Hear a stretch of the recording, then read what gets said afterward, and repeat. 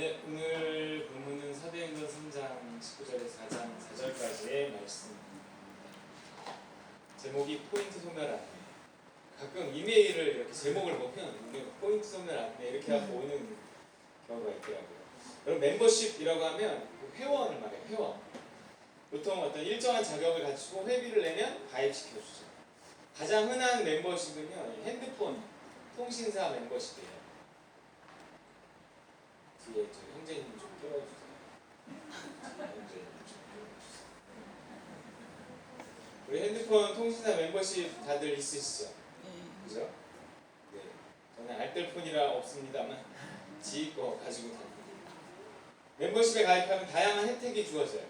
통신사 멤버십만 해도요, 아시다시피 제과점, 영화관, 커피숍, 놀이공원 다 할인 혜택이 주어집니다.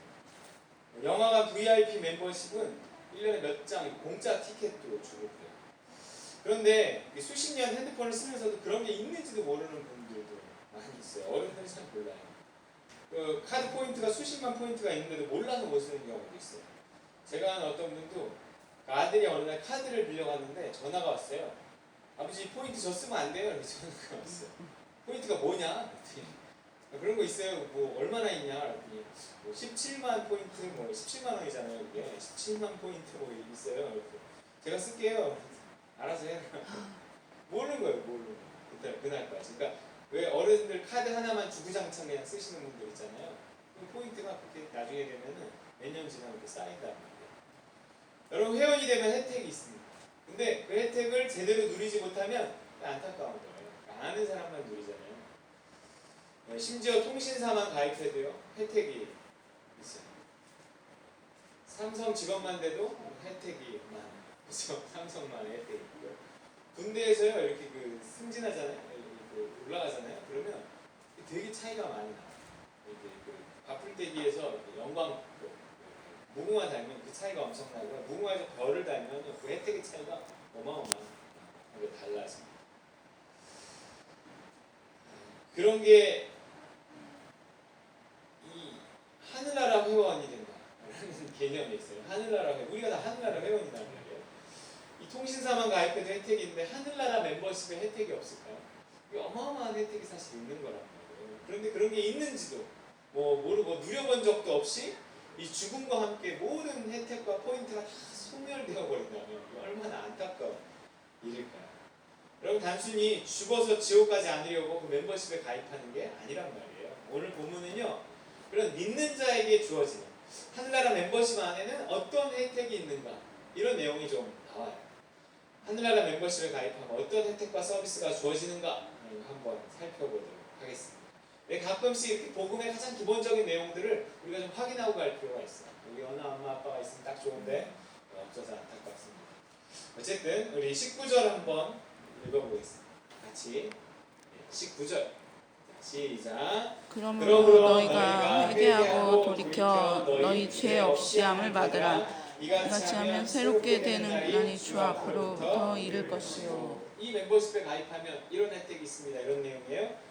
와, 뭐예요? 첫 번째, 죄 없이 함을 받는다는 거예요. 죄가 없어집니다.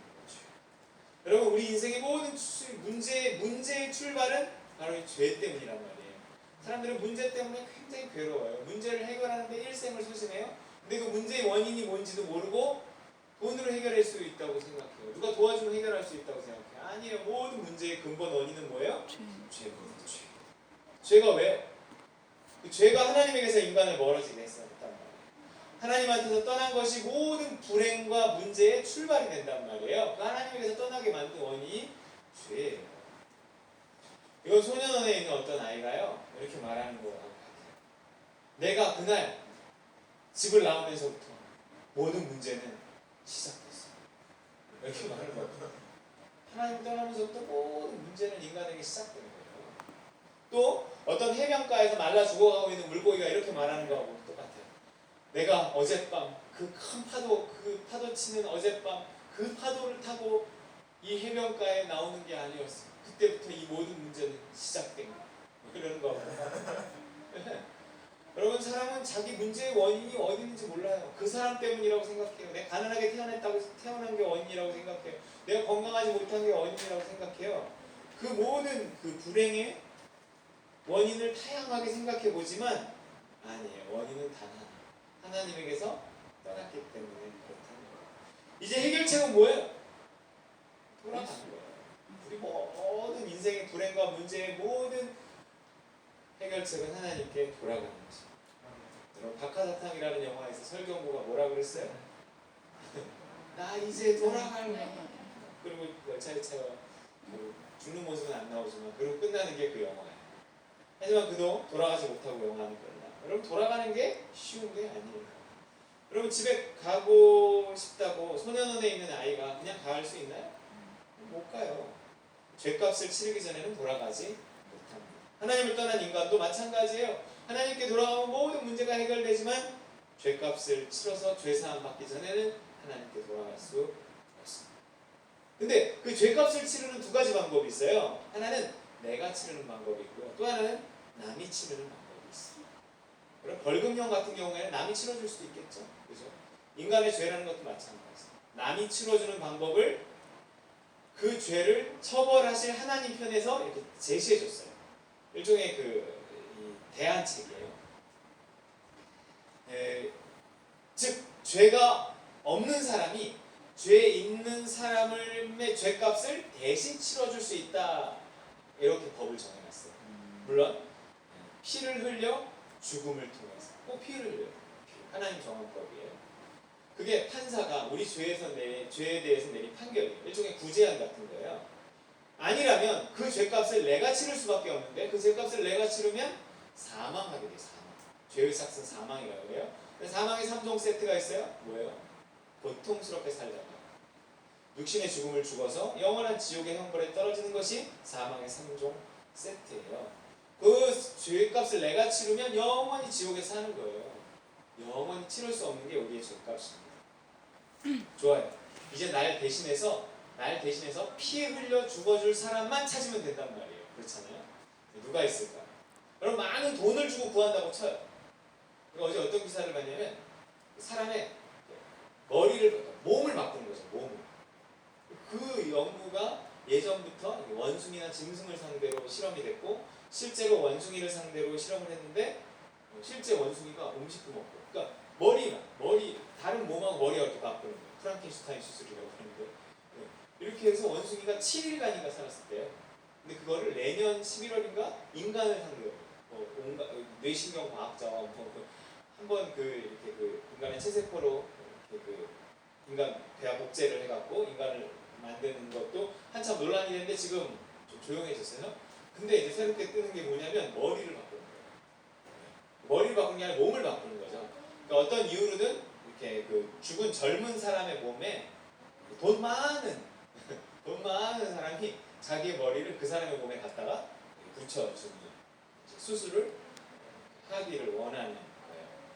그러니까 수요자가 있으니까 그런 실험을 하고 그런 연구를 하겠죠. 내년 말에 첫 시도를 한다고 이렇게 나와요. 여러 논란이 있고 또 윤리 문제가 있기는 하겠지만 그렇잖아요. 사실 머리는 늙는 건 어떻게 할 수가 없을지 몰라도 몸이 젊으면 그래도 더 살지 않겠어요? 영생할지도 모르겠어요. 하나님 어떻게 하실지 모르겠지만 그런 일을 한단 말이에요. 뭔가 나를 대신해서 그거를 위해서도 그 몸을 제공할 사람을 찾아야 되는 것처럼 뭔가 우리 죄를 대신해서 나의 죄를 대신해서 대신 죽어줄 사람을 찾아야 되는데 그런 사람이 있을까요? 돈을 많이 주고 찾을 수 있을까요? 돈을 많이 주면 누가 장기도 갖다 주는 사람 있잖아요. 그런 것처럼 돈을 많이 주면 누가 나 대신 죽어줄 사람도 분명히 찾을 수 있을지 몰라요. 근데 문제는 뭐예요? 그 자격이에요. 자격. 날 대신해서 죽어줘서 내 죄사함을 갖게 할 수 있는 사람의 자격은 뭐예요? 뭐가 없어야 된다고요? 죄가 없어야 된다고요. 근데 이 세상에 죄 없는 사람이 있어요? 없어요. 돈을 아무리 많이 준다고 해도 그런 사람을 찾을 수가 없어요. 그래서 성경에 뭐라고 말해요? 로마서 3장 23절 시작. 넘겨주세요. 모든 사람 시작. 모든 사람이 죄를 범하였음에 하나님의 영광에 이르지 못하느니. 오늘 PPT가 많습니다. 그러면 이 세상에는 날 대신해서 피 흘려 죽어줄 사람이 없다는 거예요. 내가 아무리 돈이 많고 권력이 있더라도 내 죄값을 치를 수 없어요. 날 대신해서요 1만 명을 죽여서 제물을 드려도요 나는 내 죄가 없어지지. 어떻게 해야 될까? 내가 어떻게 할 수 없으니까 어떻게 하나님 편에서 죄 없는 한 사람을 하늘로부터 보내주셨어요. 그게 누구라고요? 예수. 예수 그리스도. 하나님의 하나뿐인 아들 예수. 그 예수님이 나를 대신해서 십자가에 피 흘려 죽으신 거예요. 이제 그 사실을 믿기만 하면 죄사함의 효력이 나에게 발생합니다. 이 얼마나 놀라운 일인지 우리는 너무 어려서부터 믿는다고 해서 잘 몰라요. 근데 이 죄사함이라는 거는 어떠한 수단과 방법을 다해도 할 수가 없는 거예요. 죄사함만 받으면 영생합니다. 진시황제가 죄사함 받는 방법만 알았어도 영생했을 텐데 그는 어떤 방법도 찾지 못하고 죽었단 말이에요. 돈이 드는 것도 아니고 힘이 드는 것도 아니에요. 그냥 받아들이면 하면 믿기만 하는 거예요. 마음으로 믿고 입으로 시인하기만 하면 돼요. 그래서 로마서 10장 10절에 뭐라 그래요? 시작. 사람이 마음으로 믿어 의에 이르고 입으로 시인하여 구원에 이르느니라. 사람이 마음으로 믿어 의에 이르고 입으로 시인해서 구원. 너무너무 쉬워요. 그런데 너무너무 어려워요. 믿는다는 건 마음대로 안 돼요. 이게 노력한다고 되는 게 아니에요. 돈이 있다고 되는 것도 아니에요. 그래서 믿는다는 건 실질적으로는 굉장히 어려운 일이에요. 근데 하나님이 그냥 믿게 하시면 너무너무 쉽게 믿어져요. 그래서 이게 은혜예요. 은혜. 마음으로 믿어 의에 이르고 입으로 시인해서 구원에 이뤄요. 그래갖고 이번 수련회 가서도 마음으로 믿은 바를 사람들 앞에 시인하고 칭례받고 구원을 받았어요. 그래서 이게 좋은 소식이고 복된 소식이고 복음이라고 해요. 노력이 아닌 은혜예요. 이처럼 하늘나라 멤버십에 가입하면 뭘 얻어요? 죄사함을 얻어요. 여러분 죄를 사함받는 것이 가장 큰 은혜예요. 예수 그리스도를 믿음으로 우리가 어떤 혜택을 받습니까? 가장 큰 혜택이 뭐예요? 잘 먹고 잘 사는 건 그 다음도 아니에요. 가장 큰 혜택이 뭐예요? 죄사함. 이건 세상 어떤 멤버십에도 없는 거예요. 억만금을 줘도 살 수 없는 거예요. 당신의 죄는 사함 받았습니다. 할렐루야. 네. 19절 다시 한번 읽어볼게요. 시작. 그러므로 너희가 회개하고 돌이켜 너희 죄 없이 함을 받으라. 이같이 하면 새롭게 되는 날이 주 앞으로부터 이를 것이요. 죄가 용서받아 하나님과의 관계가 회복되는 거예요. 하나님에게서 떠나서 인간의 모든 불행이 일어났단 말이에요. 이제 죄를 용서받고 하나님께로 돌아가는 거예요. 다시 집으로 돌아가는 거예요. 물고기가 물속으로 돌아가는 거예요. 이제 숨통이 트이는 거예요. 에덴 동산으로 회복되는 거죠. 그 과거의 에덴 동산을 지금은 하나님의 나라라고 불러요. 우리는 죄사함 받고 하나님 나라에 들어가요. 죽어서 들어갈 뿐만 아니라 지금 살아서 들어가요. 누리는 거예요. 사실 살아서라고 말하지만 우리의 법적인 위치는 죽은 거라고 성경이 말해요. 천국은 죽어야 들어가는 거거든요. 그래서 우리를 향해 성경은 뭐라고 했냐면 너희가 예수님과 함께 이미 죽었다. 이미 죽었으니까 들어갈 수 있는 거예요. 읽어볼까요? 갈라디아서 2장 20절 시작. 내가 그리스도와 함께 십자가에 못 박혔나니 그런즉 이제는 내가 사는 것이 아니요 오직 내 안에 그리스도께서 사시는 것이다.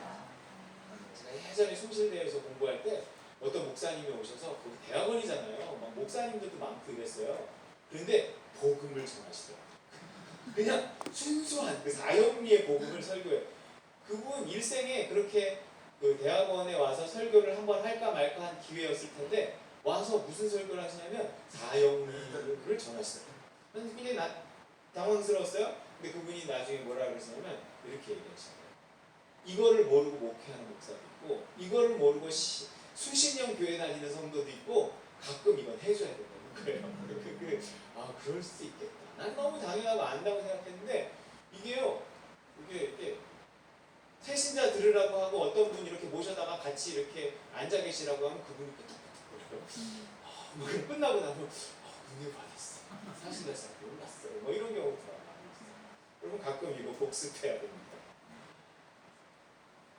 자, 죽었으니까 이제 들어갈 수 있는 거예요. 천국은 죽어서 죽은 자가 들어가는 거예요. 지금 예수 믿는 우리의 위치는요 이미 천국이에요. 물론 아직이죠. 이건 좀 어려운 거예요. 그래서 우리는 이미와 아직 사이에 있다 그러는 거예요. 우리 이미 천국에 들어갔어요. 아직 안 들어갔지. 뭐 이해하려고 들지 말고 믿으려고 들어요. 오늘 내가 예수님의 죽음이 내 죽음임을 얼마나 믿고 그렇게 주장하고 선포하고 그렇게 하루를 시작합니다. 아침마다 생각해야 돼요. 내가 예수님과 함께 죽었다. 예수님과 함께 죽었다. 예수님과 함께 죽었으니 난 예수님과 함께 살아났다. 나의 오늘 하루는 예수님과 동행하는 하루. 내가 살면 지옥이고 예수가 살면 천국이다. 이렇게 아침에 생각해야 돼요. 그렇게 여길지어다 이랬거든요. 그렇게 여기며 하루를 살고 있느냐 아니냐에 따라서 이미 천국일 수도 있고 아직 천국이 아닐 수도 있어요. 나를 죽이고 순종한 만큼만 이미 시작된 천국을 우리는 누리며 살 수 있습니다. 이러한 씨름 없이요, 이러한 기도 없이 시작한 하루는 아무리 우리가 예수를 믿는다 해도 여전히 그저 그런 하루, 혹은 지옥 같은 하루를 살 수밖에 없어요. 바로 그 예수 믿는 자들이 들어가는 천국, 누리는 하나님의 사랑을 19절에서는 죄사함 받으면 누리는 천국이 뭐냐 이렇게 표현하고 있어요. 19절 다시 한번 볼까요? 시작.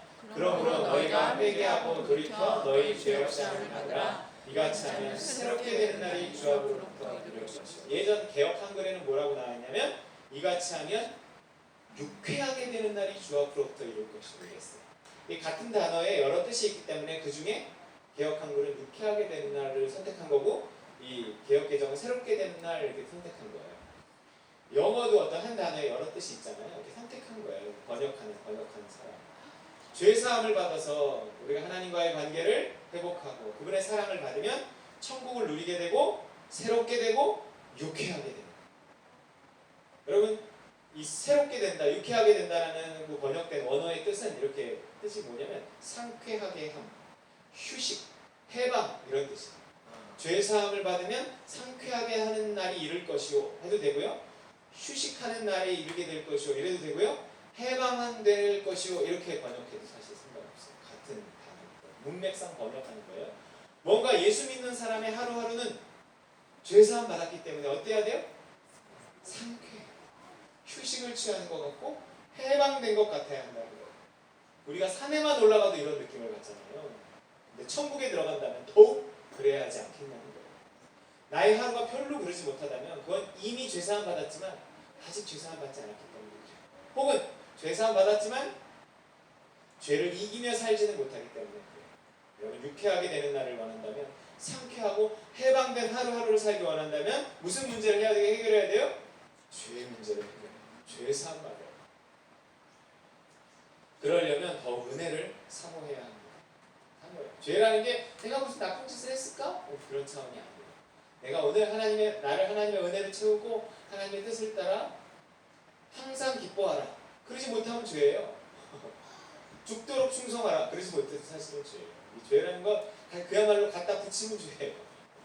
죄는 내 상태가 죄예요. 충만하지 않으면 언제라도 죄를 지을 수 있고 그 상태 자체가 하나님은 죄라고 보시는 거예요. 그러면 죄가 있으면 상쾌하게 하는 날이 이르지를 못하는 거예요. 나의 연약함, 나의 죄성을 날마다 회개하고 하나님 앞에 엎드려야 되고 성령을 구해야 되고 이미 죄사함 받았지만 또 회개해야 되고요. 이미 천국에 들어갔지만 또 천국에 들어가야 되고 이미 죽었지만 또 죽어야 되고 이미 부활했지만 또 부활해야 돼요. 그래서 19절 그래서 뭐라 그래요? 넘겨주시면 돼요. 예. 그래서 다시 한번 그렇게 되기 위해서 뭐가 필요하냐면 시작. 그러므로 너희가 회개하고 돌이켜 너희 죄 없이 함을 받으라. 이같이 하면 새롭게 되는 날이 주 앞으로부터 예수를 믿어도요. 예수를 믿어서 이미 모든 죄를 사함 받았어도 우리는 여전히 용서받은 죄인이라고 끊임없이 회개해야 하고 죄와 싸워야 되고요. 죄를 이기기 위해서 성령의 도우심을 구해야 하고 너희가 죄와 싸우되 피 흘리기까지 아니하였도다. 물론 이미 죄 용서 받았어요. 이미만을 너무 강조하면 구원파 된다니까요. 어떤 회개도 할 필요 없다고 그래요. 근데 우리는 아직이란 말이에요. 아직을 너무 강조하면 있잖아요. 저희 강남에 있어요. 요즘은 어떤지 모르겠는데 한 10,000명쯤 된다고 하던데 강남에 어떤 울산에 있던 교회가 서울로 올라와갖고 부흥해갖고 그 교회의 특징은 뭐냐면 아직을 강조하는 거야. 아직. 그 교회를 뭐라고 그러나? 하여튼 그래요. 제가 아주 가까이 있던 후배도 그 교회에서 너무 열심히 다녀서 저를 찾아와서 저한테 전도를 하더라고요. 그리고 저한테 책을 주고 갔는데 그 책 제목이 이거였어요. 그러고도 천국 갈 줄 아느냐? 뭐 이거였어요. 제목이. 읽지는 못했는데. 네, 여러분 이 아직을 너무 강조하면 그것도 문제가 있어요. 이미와 아직이라는 건 풀 수 없고 풀리지 않고 그냥 내가 믿음을 깊이 갖게 되면 어느 날 끄떡끄떡 버려지는 어떤 것일 뿐이에요. 어쨌든 요한일서 1장 9절에 보면 이런 말씀이 있어요. 예정이가 오늘 왜 이렇게 바쁘지? 그 리모컨을 주고 가세요 엄마한테. 네, 같이 읽어보겠습니다. 시작. 만일 우리가 우리 죄를 자백하면 그는 미쁘시고 의로우사 우리 죄를 사하시며 우리를 모든 불의에서 깨끗하게 하실 것이요. 보세요. 만일 우리가 우리 죄를 자백하면 그는 미쁘시고 의로우사 우리 죄를 사하시며 모든 불의에서 우리를 깨끗하게 하실 것이요. 이게 일회적인 사건이기도 하지만 또한 반복적인 사건이기도 해요. 죄를 용서받고 죄에서 자유하게 되기 위해서는 회개하며 우리 죄를 자백할 필요가 있어요. 하나님 앞에 빛 가운데 나의 죄를 고백하고 용서를 구하고 도와달라고 말하는 거예요. 성령은 이처럼 죄와 싸울 때 우리의 연약함과 할 수 없음이 드러날 때 성령은 역사하십니다. 회개, 우리 죄를 끊임없이 자백해요. 이렇게 죄를 용서받고 하나님과의 관계가 회복하며 또 죄를 이기고 천국을 누리고 이렇게 살아가는 게 구원이고 복음이고 영생이고 축복이고 복이에요. 여러분, 죄를 이기고 살아가는 거예요. 죄를 이기고 죄를 사함받고 죄를 이기면서 하나님과의 좋은 관계를 가지고 천국을 누리면서 기쁨과 행복을 가지고 살아갑니다. 그래서 어디에 있든지 시청에 있든지 강남에 있든지 어디에 있든 해외에 있든지 국내에 있든지 어디에 있든지 정말 하나님이 우리 마음 가운데서 하나님의 나라를 먹는 것과 마시는 것이 아니라 오직 성령 안에 있는 의와 평강과 희락이라 하는 것처럼 이 마음 가운데 하나님의 나라가 이루어지고 행복하게 사는 것이 주 예수와 동행하면 그 어디나 하늘나라 되는 것이 그게 구원이고 복이라는 거예요. 그래서 그 복에 대해서 이어지는 25절에서 이렇게 이야기하고 있는 거예요. 시작. 너희는 선지자들의 자손이요 또 하나님이 너희 조상과 더불어 세우신 언약의 자손이라. 아브라함에게 이르시기를 땅의 모든 족속이 너의 씨로 말미암아 복을 받으리라 하셨다. 너의 씨, 아브라함의 씨 누구예요? 너의 씨들을 그러지 않았어요. 너의 씨 누구를 가리켜요? 예수 그리스도. 예수로 말미암아 뭘 받아요? 복을 받아요. 우리가 지금 받아 누리고 있는 게 그 복이에요. 죄사함의 주. 죄를 이기며 사는 것. 하나님과의 관계를 회복하고 하나님의 사랑을 받아 천국을 누리는 것. 그 사랑을 힘입어 내 주변에 있는 사람을 사랑하며 사는 것. 하나님의 나라는 그 관계 속에 임하는 거예요. 그게 복입니다. 그 예수로 말미암아 우리가 죄사함과 거듭남의 축복을 누리고 있는 거예요. 그래서 26절 같이 읽어보겠습니다. 시작. 하나님이 그 종을 세워 주시려고 너희에게 먼저 보내사 너희로 하여금 돌이켜 각각 그 악함을 버리게 하셨으니. 하나님이 그 종을 세워 복 주시려고 뭘 버리게 하셨어요? 악함을 버리게 하셨어요. 죄의 문제를 해결할 때 복이 임하는 거예요. 이제 우리가 그 예수로 말미암아 복을 받으려면 뭘 해야 할까요? 뭐 일천배를 해야 될까요? 뭐 헌금을 해야 될까요? 봉사를 해야 될까요? 무엇보다 돌이켜 그 악함을 버려야 합니다. 이제 예수 믿는 우리가 무엇보다 힘써야 하는 것은 죄와 싸우고 죄의 근원이 되는 욕심과 싸우는 거예요. 여러분 신앙생활을 교회 뭐 열심히 봉사하는 거라고 생각하는 사람이 있어요. 그러니까 맞지만 틀려요. 뭐 신앙생활을 뭐 성경 열심히 읽는 거라고 생각하는 사람이 있어요. 이것도 아니에요. 뭐 신앙생활을 헌금 많이 하면 되는 거라고 생각하는 사람이 있어요. 아니에요. 신앙생활을 뭐 축복을 받아서 막 잘 먹고 잘 살게 되는 거라고 생각하는 것도 아니에요. 신앙생활은 뭐냐면 죄를 이기는 거예요. 죄의 근원이 되는 욕심과 싸우는 거예요. 그래서 내가 욕심을 넘어서고 죄를 이기고 의를 행함으로 순종함으로 하나님의 나라를 하나님의 사랑을 받고 하나님의 나라를 누리는 거예요. 그 하나님의 나라에 환경이 포함되지 않느냐? 물론 포함돼요. 근데 그 환경은 우리에게 맞는 환경이 필요한 거지. 뭐 예수 믿는다고 다 잘 먹고 잘 살게 되면 좋고 맞는 것을 주셔. 구약 성경에 나온 이스라엘의 역사를 보면요, 그들이 뭐 게으르거나 뭐 갑자기 뭐 잘하고 있는데 생각지도 못한 전쟁이 일어나거나 아니면 뭐 잘하고 있는데 갑자기 자연재해가 일어나서 망하거나 절대 이런 일은 없었어요. 이스라엘 구약 성경 통틀어 다 봐도 그런 일은 한 번도 없었어요. 항상 뭔가 잘못됐을 때는 이유가 있었어요. 그 이유의 한가운데는 뭐가 있었어요. 갑자기 뭐 전쟁이 일어나거나 전염병이 돌거나 자연재해가 일어나거나 갑자기 그래서 이스라엘이 망하고 막 포로로 끌려가고 막 나라가 없어지고 항상 그 배경에는 뭐가 있었는지 아세요? 딱 하나 있었어요. 죄인데 무슨 죄예요? 특별히 무슨 죄가 있었어요. 너무 단순해요. 여러분 바이블 다 읽고 계시나요? 너무 단순해요. 너무 반복돼요. 우상을 숭배하면 망해요. 망하면 그들이 회개하고 다시 하나님의 뜻을 찾고 뭐 이렇게 해서 그게 어떤 왕에 의해서 결정이 되잖아요. 그 왕의 능력에 좌우되지 않았어요. 이스라엘의 성패. 그냥 왕의 능력이 아니라 왕의 신앙, 왕의 순수함 뭐 이런 거였어요. 그 왕이 우상을 섬겼느냐, 우상과 산당을 패했느냐, 뭐 이거예요. 딱 이거 하나였어요. 오늘날로 말하면 딴 거 아니에요. 욕심이에요. 욕심. 특히 돈 욕심. 야고보서 1장 15절 뭐라 그래요? 시작. 욕심이 잉태한즉 죄를 낳고 죄가 장성한즉 사망을 낳는다. 우리가 망하는 원인은 딱 하나. 우리가 능력이 없거나 똑똑하지 못해서가 아니랍니다. 우리 아이들이 잘못된다면 그거는 뭐 우리 아이들을 많이 가르치지 못했거나 뭐 우리 아이들을 무슨 뭐 좋은 대학에 못 보냈거나 이래서도 아닐 거라는 거예요. 우리가 능력이 없거나 똑똑하지 못해서가 아니라 우리는 이 시키는 대로만 하면 살게 돼 있어요. 다 살기 마련이에요. 믿음대로만 하면 다 살게 돼 있어요. 잘 살게 돼 있어요. 그 사람의 자리에서 딱 맞게 살게 돼 있어요. 우리는 뭐 이렇게 다 하는 거, 먹고 사는 거 사실 걱정하지 않아도 되는 위치란 말이에요. 하나님의 자녀의 위치가 먹고 사는 거 걱정하는 위치는 아니거든요. 다만 우리가 걱정하고 욕심내면 그때부터 뭔가 망가지기 시작해요. 하나님이 우리를 위해서 뜻이 하늘에서 이루어진 것 같이 땅에서 우리를 창세전부터 작정하시고 구원하셨다 그러는데 구원해놓고 그 다음 삶은 네가 알아서 해? 이렇게 하지 않아요. 하나님 뜻이 이미 하늘에서 이루어진 게 있어요. 그 길로만 이렇게 가면 되거든요. 그 길로만 가면 딱 나에게 맞는 삶을 살게 돼요. 내가 가장 행복한 위치에 있게 돼요. 일용할 양식을 하나님께 보장받게 돼요. 그런데 그 길을 방해하는 게 뭐냐면 그 길을 못 가게 하는 게 뭐냐면 잘 살고 싶은 욕심이에요. 행복하고 싶은 욕심. 그 욕심은 하나님이 더 큰데 나를 잘 살게 하고 행복하게 하고 정말 하나님 나라 천국을 누리게 하며 살게 하고 싶은 하나님의 욕심이 큰데 그래서 자기 아들까지 죽였는데 그 하나님의 열심과 하나님의 욕심이 우리를 이끌어 가시는데 그거를 믿음을 따라서 한 걸음 한 걸음 가면 나는 1을 하고도 100을 얻고 1000을 누리는 삶을 살 수 있는데 그걸 방해하는 게 욕심이에요. 욕심은 내가 잘 살기 위한 욕심인데 나를 못 살게 만든다는 거예요.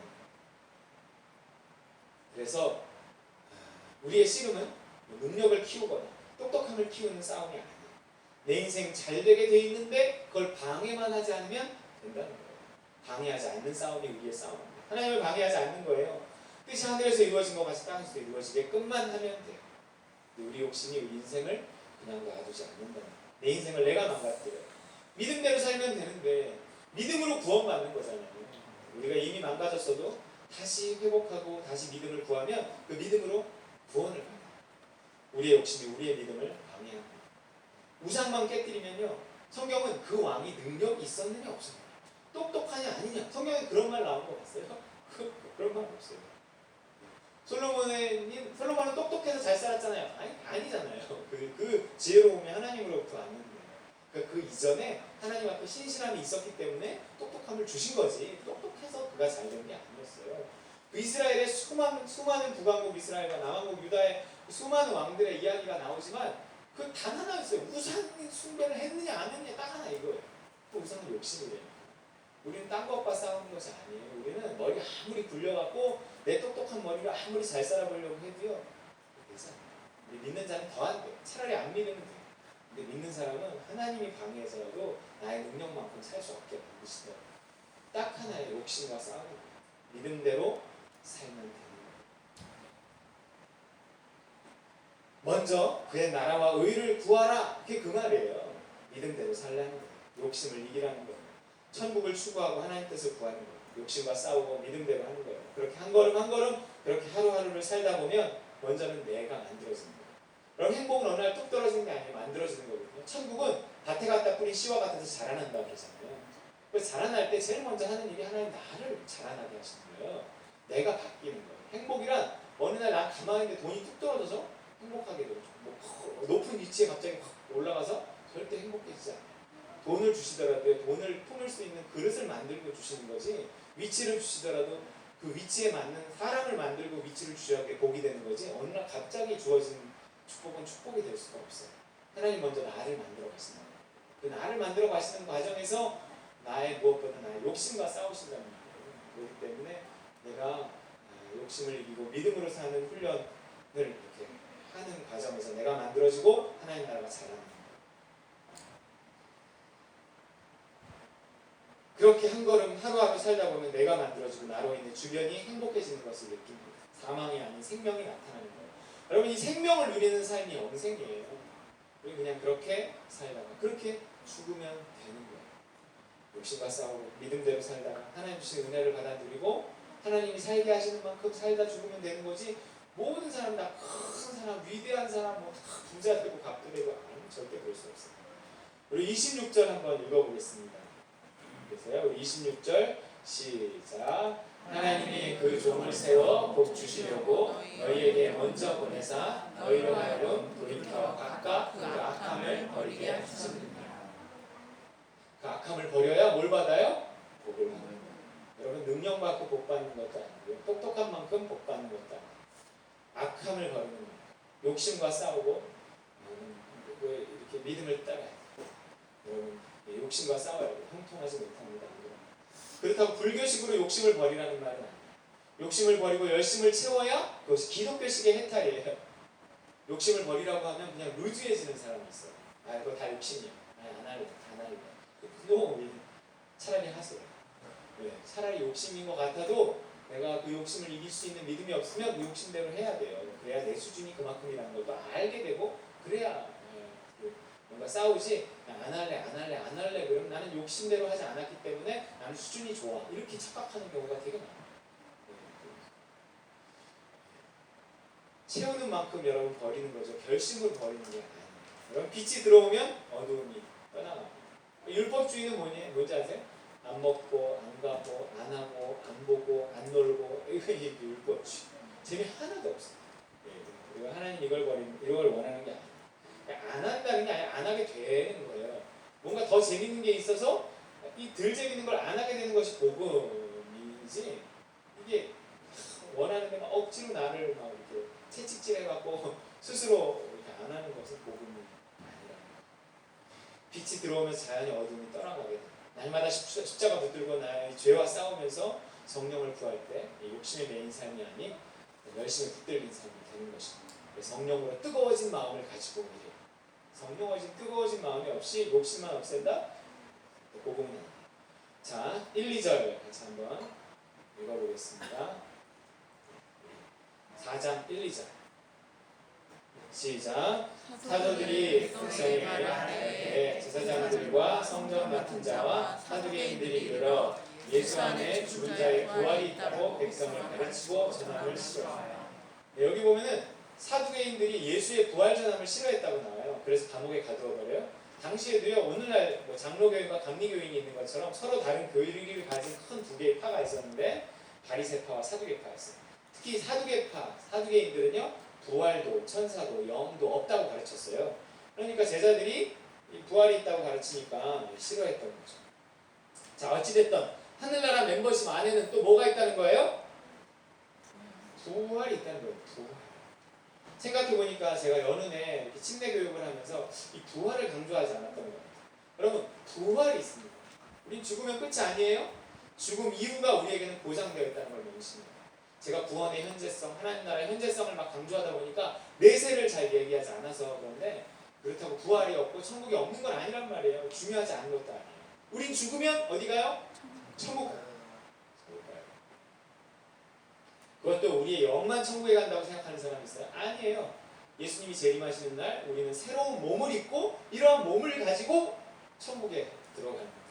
그게 부활이잖아요. 성경은 분명히 부활에 대해서 이야기해요. 우리의 썩을 몸이 다시는 썩지 않을 몸으로 호련히 변화돼요. 새 몸을 가지고 천국에 들어가는 거예요. 죽으면 막 영혼만 떠드는 것이 천국이 아니에요. 이런 몸이 있고 구체적인 삶이 있는 것이 천국이에요. 새로운 몸을 입어요. 여러분 이걸 기억하셔야 됩니다. 그것이 또 이 멤버십, 하늘나라 멤버십 안에 들어있는 아주 중요한 혜택이에요. 고린도전서 15장 52절 53절 이거 시작. 나팔 소리가 나매 죽은 자들이 썩지 아니할 것으로 다시 살아나고 우리도 변화되리라. 이 썩을 것이 반드시 썩지 아니할 것을 입겠고 이 죽을 것이 죽지 아니함을 입으리라. 나팔 소리가 나매 죽은 자들이 썩지 아니할 것으로 다시 살아나고 우리도 변화되리라. 이 썩을 것이 반드시 썩지 아니할 것을 있겠고 이 죽을 것이 죽지 아니함을 이루리라. 근데 그 부활이 어디에 있다고 그래요? 2절에 시작.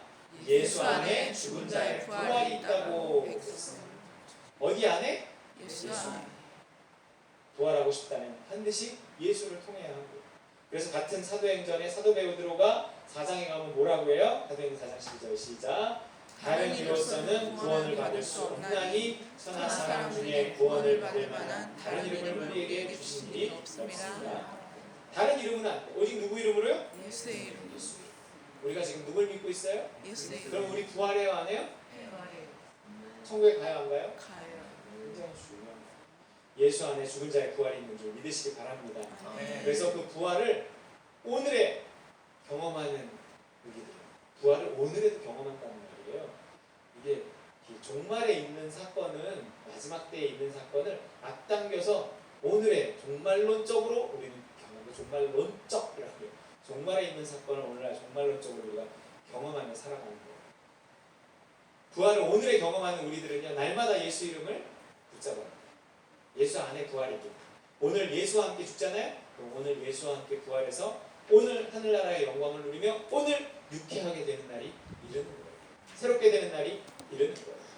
마지막 때에 있을 것을 오늘에 경험하고 싶다면 오늘 예수와 함께 죽어야 돼요. 그래서 로마서 6장 8절 제가 잘 인용하는 구절이에요. 시작. 만일 우리가 그리스도와 함께 죽었으면 또한 그와 함께 살 줄 믿노니. 오늘 죽고 오늘 살아나서 오늘 천국에 들어가야 합니다. 모든 사람이 죄를 범하여서 이루지 못했던 하나님의 영광, 하나님의 나라, 유쾌하게 되는 날, 이거를 오늘 내가 예수 이름으로 죄를 사함받고 죄와 싸워 이겨서 들어가야 하는 것, 따름으로 누림을 얻어야 합니다. 하나님 나라 멤버십에 가입하신 회원 여러분, 여러분이 가지고 계신 1000억 포인트가 이제 얼마 후면 소멸될 예정이니 제발 써먹으시길. 네. 죄를 이기고 의를 행하는 데 써먹으시면 반드시 유쾌하게 되는 날이 월화수목금토 1 이룰 것입니다. 행복하게 되는 날이 이룰 거예요. 우리 믿는 자들은요, 먹고 사는 데 집중한다고 먹고 사는 일이 해결되는 게 아니더라고요. 하나님 평생 이 먹고 사는 일 갖고 하나님이 이렇게 훈련하시더라고요. 아픈 거 갖고, 이 몸을 가지고 있으니까 아픈 거 갖고, 먹고 사는 일 갖고, 이 일생 그걸 갖고 하나님은 줬다 뺏었다 하시면서 이렇게 훈련하세요.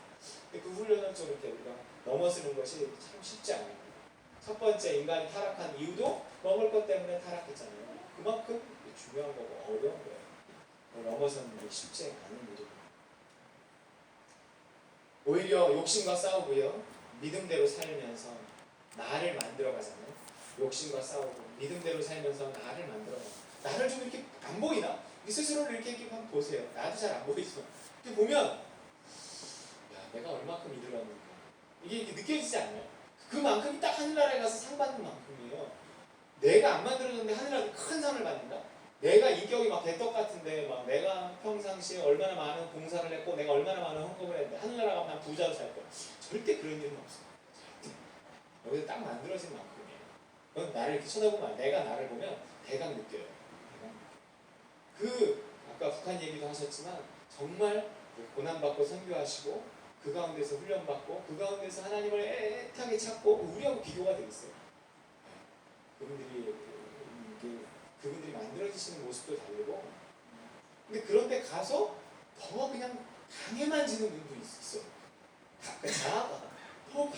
그런 데까지 가서 더 하나님을 간절히 붙잡아야 되는데, 하나님을 붙잡기보다 스스로의 강함으로 그 어려움을 막 이겨내니까 사람이 얼마나 세고 강한지. 선교 현장에 그런 분들이 있죠. 선교 현장이라고 막 훌륭한 인격을 가진 분들이 많고 여기라고 없고 그러지 않아요. 옛날에 얘기했잖아요. 독일 목사들이 군복으로 2차 대전에 참여하고 돌아오면서 성도들은 많이 기대했다는 거예요. 그 어려운 환경을 뚫고 그 전쟁을 거쳐서 돌아온 우리 목사님이 얼마나 훌륭해졌어요. 근데 그대로 그래서 성도들이 실망했다는 그런 책에서 본 내용이 있어요. 쉽지 않아요. 환경이 바뀌었다고 사람이 그냥 좋아지지 않아요. 그 속에서 얼마나 매달려 하나님께 부르짖고 그것을 신앙적으로 이겨내려고 발버둥 치느냐가 중요한 거지, 단순히 고난 자체로 사람을 만들지 않더라고요. 여러분, 여기서도 북한까지 가지 않아도 여기서도 얼마든지 훈련받을 그 신앙생활을, 우리의 인격을 다듬을 수 있는 기회가 주변에 널려 있어요. 그 인간만 넘어서도 우리는 훌륭한 사람이 될 수 있어요. 그렇기 때문에 정말 죄와 싸워. 욕심을 악을 악으로 갚지 않으려고 발버둥 쳐야 돼. 여기 쉽지 않습니다. 그래서 내가 만들어집니다. 그리고 그 만들어진 내가 하나님 나라 행복하고 행복한 내가 행복을 이렇게 주변 사람들에게 정말 나이가 들어도요. 나이가 들었다고 꼰대라고 그러고 막 내가 농담하면 아재 개그 한다고 그러고 막 무시하고 단순히 그러는 게 아니에요. 그게 나이가 들면 나이가 든 만큼의 기대하는 뭐가 있거든요. 저분은 나이가 들었으니까 뭔가 있겠지 하는 그 있겠지 하는 것이 그 사람에게 있으면 그 사람을 함부로 무시하세요.